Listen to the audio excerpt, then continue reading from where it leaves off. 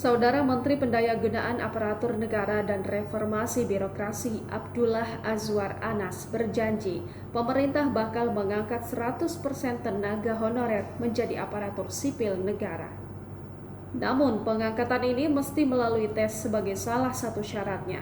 Ada tes yang harus dilakukan para tenaga honorer sebelum diangkat sebagai pegawai pemerintah dengan perjanjian kerja atau P3K. Tes ini hanya sekedar formalitas. Hal tersebut diutarakan Anas di hadapan Ketua Komisi 2 DPR, Ahmad Doli Kurnia, beserta jajaran anggota Dewan yang hadir dalam rapat.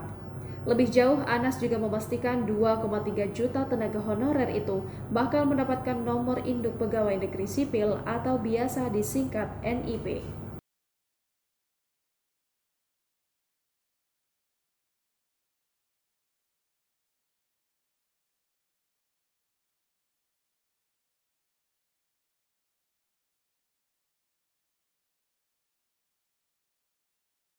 Kendati begitu, Anas meminta Komisi 2 mengawasi kerja-kerja dan pengangkatan para honorer ini ke depannya.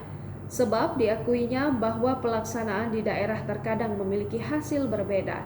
Untuk itu, Anas berharap Komisi 2 dapat hadir dalam sebuah forum yang menghadirkan kepala daerah terkait pengangkatan honorer menjadi ASN.